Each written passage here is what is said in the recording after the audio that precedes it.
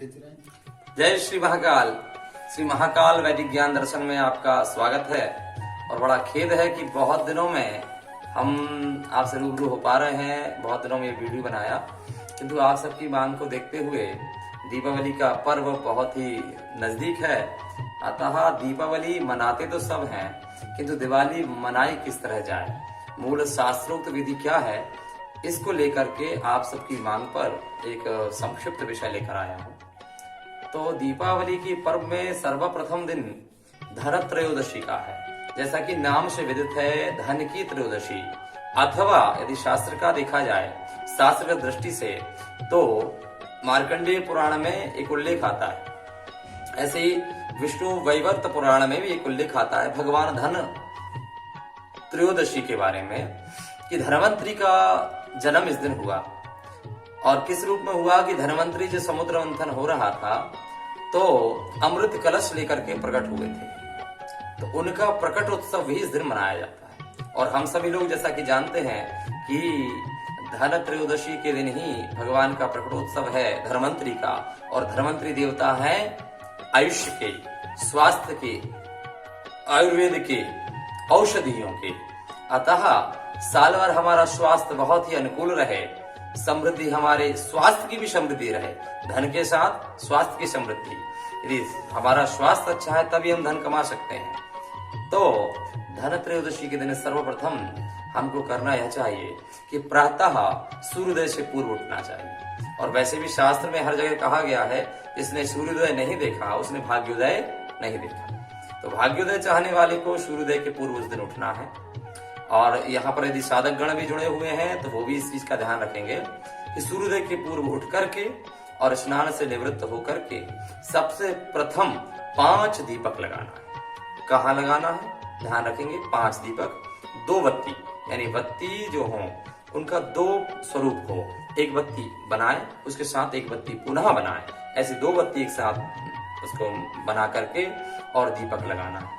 तो प्रथम दीपक सर्वप्रथम अपने कुल देवताओं का, दूसरा दीपक अपने गांव के जो प्रमुख मंदिर है उस स्थान पर, तीसरा दीपक लगाना आपको चौराहा जहां पर हो, तृतीय, चौथा जो प्राचीन बट वृक्ष हो या पीपल का वृक्ष हो।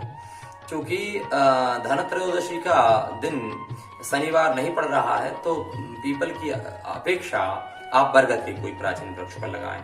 और 5वां दीपक है जहां कुआं हो, बापी हो, तालाब हो, तड़ाग हो, ऐसी जगह पर ये 5 दीपक लगा करके आए, हाथ पैर धो करके।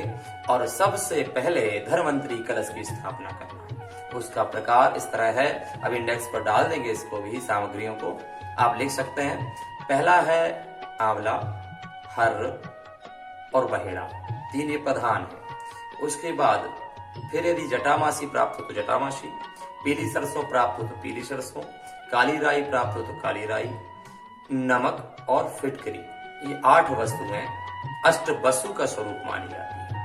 अष्ट वसु की अनुकंपा से स्वास्थ्य में बलता और वरिष्ठता होती है। और अष्ट वसु का प्रादुर्भाव भी धनवंतरी के बाद हुआ है, ऐसा माना जाता है। तो अष्ट वस्तुओं की ये 8 वस्तुएं उसमें डालें और कलश का स्वरूप, यानी एक लोटे के अंदर जल भर करके और उसमें ये 8 वस्तुएं डाल करके ऊपर से 5 तरह के विशेष पत्ते, इनमें पहला है आम का, दूसरा है बरगद का, तीसरा है बड़ का, चौथा विल्व का और 5वां जामुन का, ये 5 पत्ते डाल करके इसके ऊपर सप्तधान्य की एक कटोरी जिसमें 7 तरह का अनाज भरा हो, और फिर एक नारियल जो अपनी ओर मुख का हो, इस तरह से ये स्वरूप कलश का स्थापना करेंगे।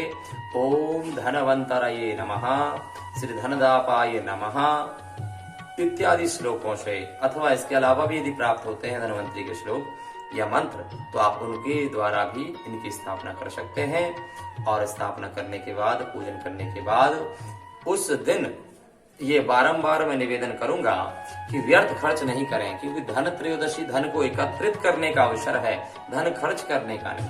प्रायः हम देख रहे हैं जनमानस लोग इस दिन प्लास्टिक की सामग्री अथवा अन्य कोई ऐसी सामग्री खरीदते हैं जो व्यर्थ होता है। तो निवेदन है, धन त्रयोदशी का मूल अर्थ यह है कि हमारे आयुष्य को आनंद प्राप्त हो, हमें आयुष्य की वृद्धि करें, इसलिए धन खर्च नहीं करें।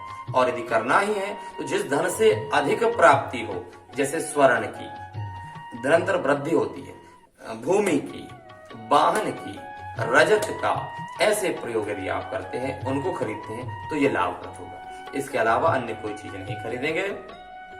और संध्या के समय वही जो 5 दीपक आपने बाहर लगाए थे अन्य अन्य स्थानों पर, और 5 दीपकों को आप ठीक द्वार के सामने लगाएंगे। द्वार के सामने किस तरह लगाएंगे? वह इस प्रकार है कि आप जब घर के अंदर प्रवेश करते हैं तो आपके दाहिने तरफ 3 दीपक होना चाहिए, और ये 3 दीपक का मुख पूर्व या उत्तर होना चाहिए। मुख से अर्थ है दीपक की बाती, और शेष 2 दीपक हैं वो आपके बाएं तरफ होना चाहिए प्रवेश करते समय। उनका मुख पश्चिमाभिमुख होना चाहिए, यानी द्वाराभिमुख होना चाहिए। आपका द्वार यदि उत्तर में है तो दक्षिणाभिमुख हो जाएगा, आपका द्वार यदि पूर्व में है तो पश्चिमाभिमुख हो जाएगा, आपका द्वार यदि पश्चिम में है तो पूर्वाभिमुख हो जाएगा। उसी प्रकार यदि आपका द्वार दक्षिण में है तो उत्तराभिमुख हो जाएगा। ये दीपक लगाने के बाद पुनः धनवंतरी का जो कलश स्थापना करी है उनके पास दीपक लगाएं, घी का दीपक वहां पर लगाएं और पूजन करें। साथ में छत पर जाकर के, यदि छत नहीं है तो कबीलू का घर है तो कबीलू के घर पर जो कबीलू है वहां पर 4 बत्ती का दीपक लगाएंगे। ध्यान रहे 4 ही बत्ती हो। प्रायः ये भी देखने में आता है कि क्रॉस में बत्ती लगा देते हैं, तो दीपक में क्रमशः 4 बत्ती लगा करके और भगवान यम के लिए एक दीपदान करें कि प्रभु यम की ताड़ना हमारे पास तक ना पहुंच पाए, तो एक दीपक वहां लगाएं। इस तरह से आप धनवंतरी को मनाएं और धनत्रयोदशी का त्योहार, दीपावली का त्योहार आप सबके लिए मंगलमय हो, ऐसी मैं कामना करता हूं। जय श्री राम।